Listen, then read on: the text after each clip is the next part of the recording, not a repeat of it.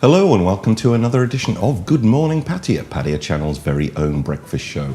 I'm your host, Nick Pendrell, and joining me once again is the radiant Carolyn. How are you doing today? Nick. Very well, thank you. Very glad it stopped raining now. Yeah, that's nice. That's nice.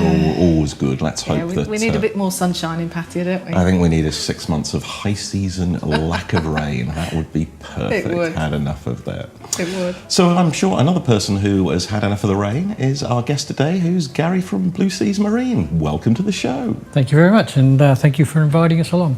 Not at all. It's lovely to see you. So tell us all about Blue Seas Marine.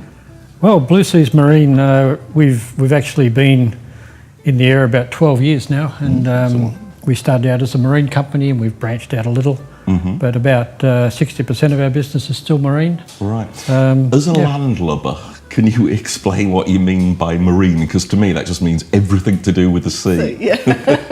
That pretty much sums us up.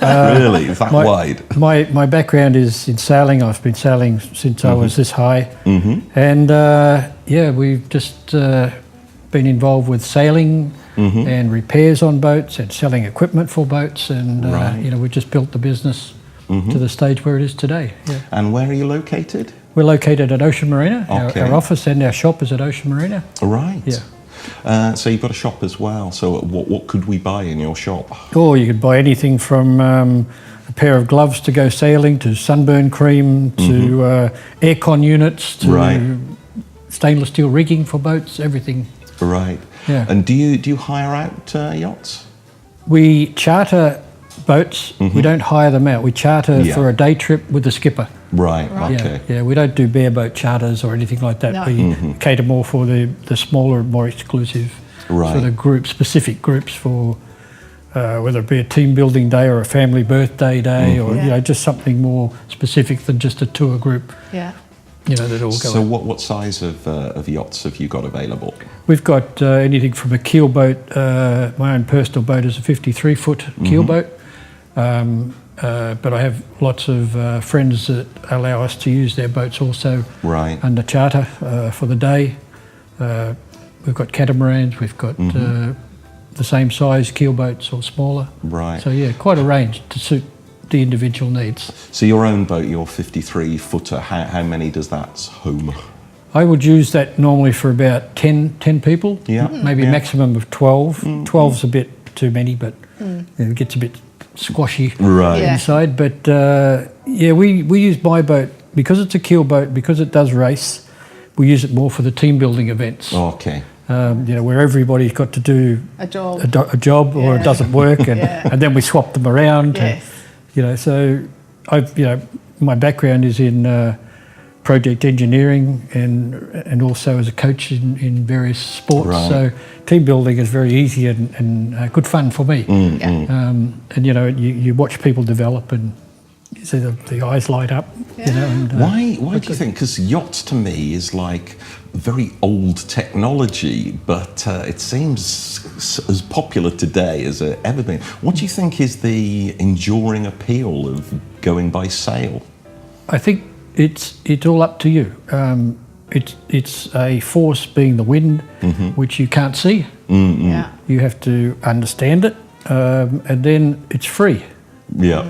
So you're basically moving without any power being put in from petrol or your own power. It's all to do with the wind. Right. Yeah. So that's really what the appeal is, and of course in rough weather, it's more the appeal of being the challenge of right. There's quite a lot to think about, isn't there, when you're sailing? Oh yes, yes. A lot of it's safety related too. Absolutely, yeah. But it's the sort of hobby that you do, and you can't really think about anything else at the time you're doing it. So it kind of switches you off from work and other problems. It certainly does. Yeah. That's particularly when you're racing, because you've just really got to concentrate on it.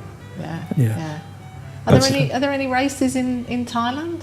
Yes, there's some regattas that there's about 4 regattas during the year, which are the major regattas, and then we race on our club racing every month on a Saturday and Sunday, one weekend every month, and then we do cruising events as well, based down there. And this weekly event, is it, or monthly event? Is it? Is there a set course that it goes around, or is it different each time? It's different each time. We sail out around the longer courses around the islands off Pattaya. Right. The next event we go up to Koh Si Chang and we stay overnight there. Then we race back in the next day on the Sunday. Oh, that's very civilised. Yeah. How long's the journey each way? Oh, it takes about on a good wind day about 3 hours. Sometimes up to 6 if there's not too much breeze. Right. This time of the year, it's always variable. I can imagine it's pretty tiring, because I've seen the videos of the great sort of transatlantic ones, and people seem very busy. There's never a dull moment. Yes, is it? yes, that's right. lots to And that's do. the attraction. Yeah. And I guess it must be physically quite demanding Well, as well. that's why it's so good for team building. Yeah. You know, because you really learn to work with each other. Yeah. Because they're big boats, big loads on the ropes and everything, and the Spinnaker we've got is 250 square metres, and it takes 3 people just to pull the sail in, Right. Yeah. let alone let the rope off and all the other jobs that have to go on and getting the boat ready for going around the corner, you know. But it's the team building is a really... Well, it also sounds like you need quite a lot of strength. I mean, can women, do women also participate? Yes, there are some positions that need a lot of strength, and there's just others that need more finesse. Oh, Yeah. okay. So, So, yeah, more divide the coordination teams up and- with. But there's a with lot of technology that can take over the strength part of it now, isn't there? So there's more. Not with racing. There is, yes, but with racing you're not allowed to use electric aids like electric winches and things like that, or automatic pilots. Okay, so it has to be brute force. Yes, basically. Okay. Yeah, so that's why it does appeal to the team building, and the other part of our business, of course, is we've got a challenge park which fits in very nicely. Oh, challenge park. Our challenge park Sounds is good. that's one of our more recent over the last couple of years. It's down in Baguley, a bit further down, and we cater for, again, team building groups, for corporate fun days. For the yearly day out for the families. So what kind of challenges are available there? It's high rope challenges. We've got a climbing wall, abseiling. We've got a couple of different activities that will get the blood, pumping. Flowing. Yeah. Got mine pumping just thinking about it. The name of them are, we've got the pole dancer, where you stand up on the top of a big pole And then you leap and off. then you leap off. Yeah, I've seen that one. There's another one called the shaking knees. I'm sure I'd have those. So there's a variety of activities down there, and we also put school groups through. Oh, yeah. Yep. Starting from what ages? Oh, I think year 10, I think, is the earliest we've. What age are they at year 10? Year They 10 are, about 7, Okay, all right.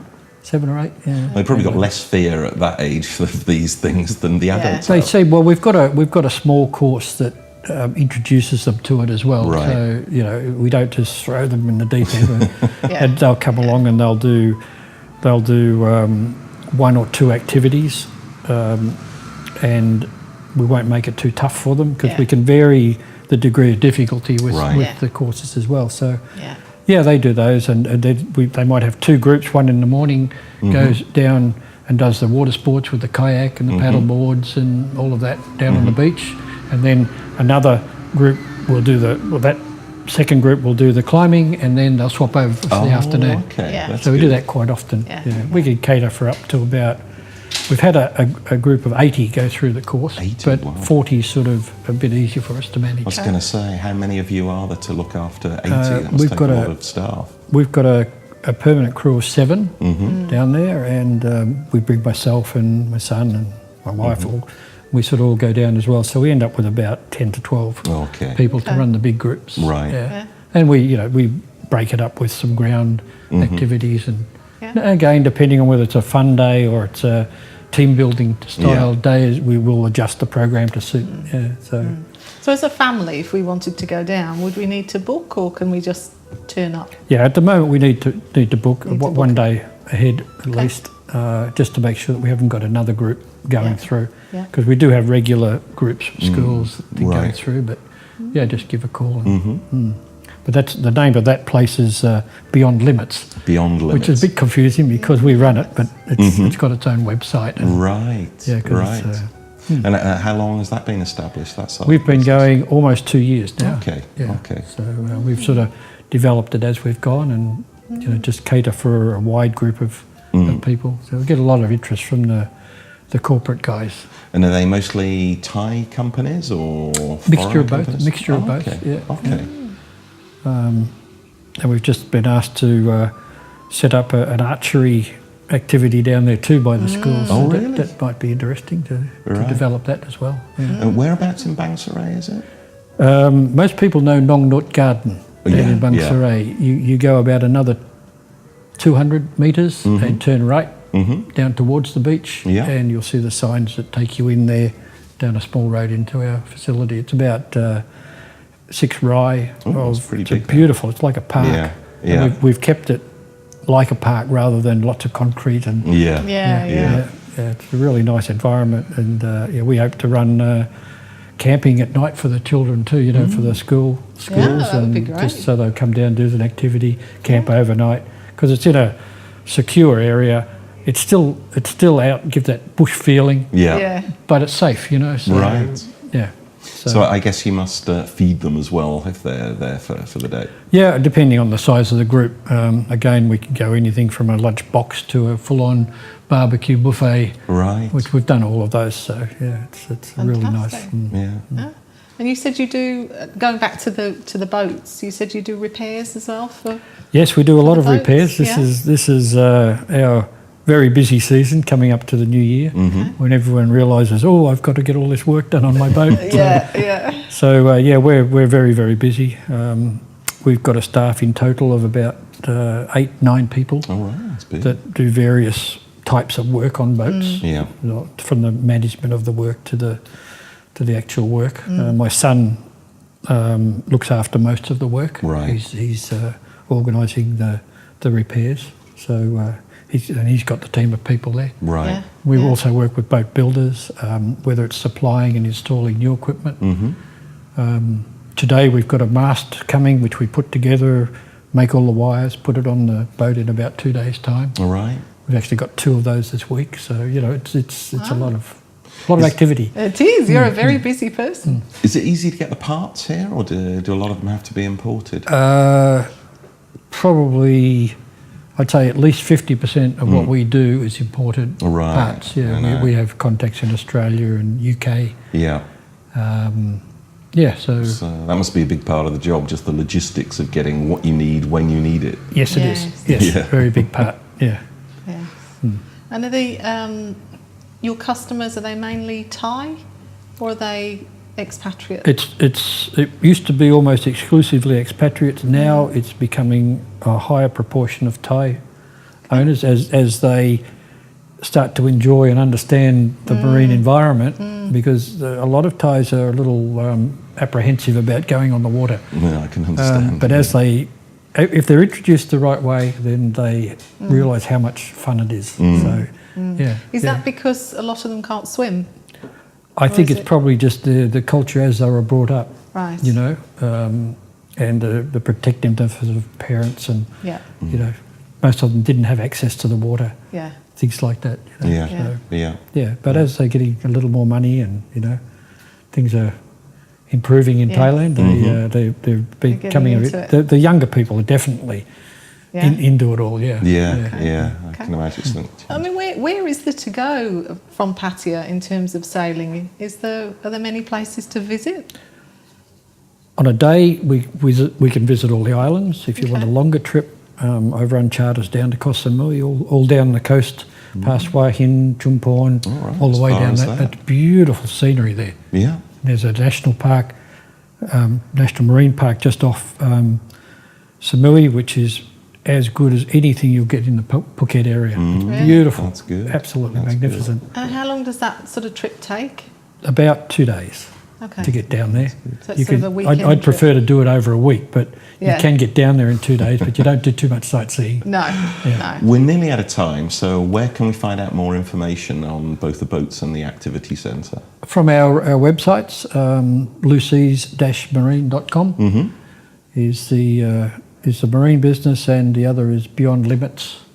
So we can check it all out there. Yeah. Just thank you very much for coming to visit. visit us. Okay. Best of luck with the business. And for our viewers, stay tuned for part 2 when we'll be back with Best of the Web.